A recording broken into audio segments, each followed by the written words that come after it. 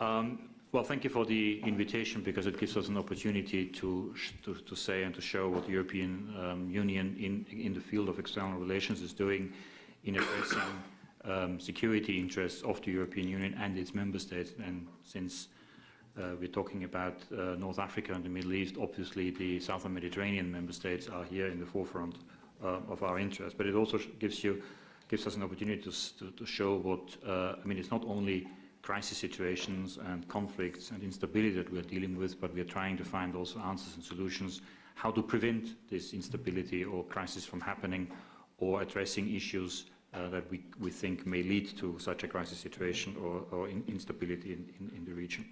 I want to just briefly make 3 points. One, to describe a little bit the Arab Spring or Arab Awakening, as some people are calling it. I would actually prefer to call it Arab uprisings or revolutions. Then our response to it, and then maybe go a little bit through individual and specific issues of challenges and threats that we see, particularly in the security field. Now, what has been happening for the last 2-3 years in terms of Arab Spring, let's go back to the origin. Let's go back to the slogans that we have heard in the streets of Tunis, Cairo, and elsewhere. Namely, people in the region want justice, security, and dignity. Let me dwell a little bit on the word dignity, because this is a term that is recurrent, and you hear it time and again in all discourses, in all speeches that you hear in the Arab world. Dignity has 3 components in my view. One, it has political dignity, meaning how the relationship between the individual citizen and the state is redefined. In Europe, at least in the western part of Europe, we had a similar situation in 1848. The revolution of 1848 did exactly that, redefining the relationship between the individual and the state. But also, let me remark here immediately, it took the Europeans about 100 years to sort this issue out. It took them about 100 years, from 1848 to roughly 1948, when we had democracies spread all over Western Europe or Eastern Europe, and then again for another 40 years we saw that countries, particularly in Eastern Europe, were taken over by communism, so another 40 years. So the historical perspective has to be kept in mind here. The second aspect of dignity is socio-economic dignity.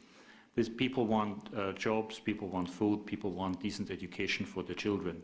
This is, and I will come to this maybe a little bit later when I talk about our response mechanisms, this is the big uphill struggle for the new regimes on the ground, but also the European Union, anybody who wants to help the new regimes on the ground, and is a source of instability and is a source is a risk in itself, because if the aspirations and the hopes, particularly in the socio-economic field, are not met, it may lead to further conflict.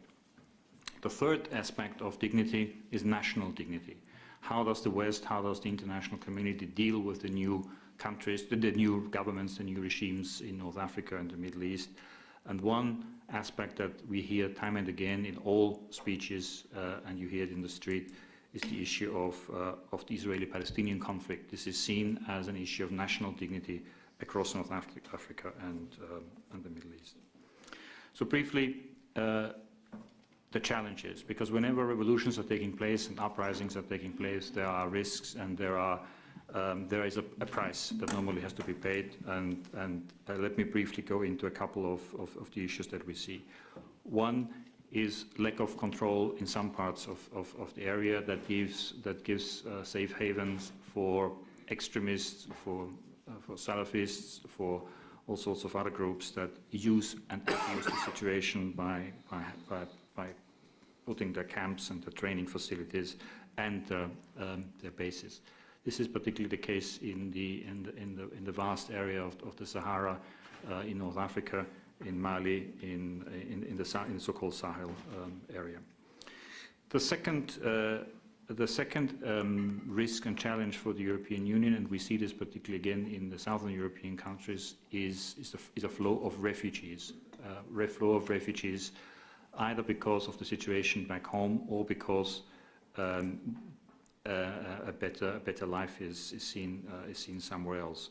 Here again, the transition countries, Mali, the Sahel, has to be addressed in the sense of from a security perspective. Also, the second aspect I want to mention is the flow of drugs. There's a traditional drug route that comes from Latin America via West Africa and is now transitioning through the countries of the Sahel to North Africa and then further on to Europe.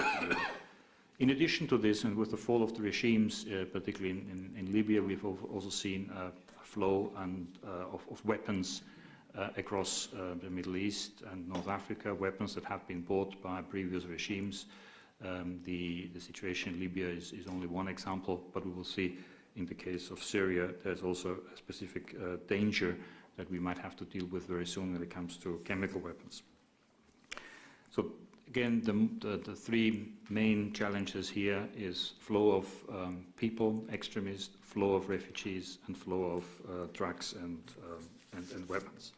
Briefly, what have we done in response to the situation? Very early, we of course embraced the political changes in the Middle East and in North Africa. We have offered support both in the political field, but also financial cooperation, development cooperation. We have refocused our instruments, particularly the European Neighbourhood Policy instruments, in support of political reform and economic reform.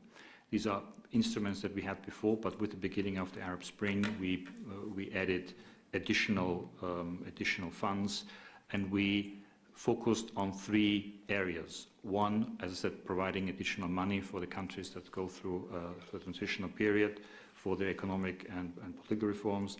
Secondly, we are now engaging with those countries in opening European markets, so we offer them better chances of economic engagement with the European Union.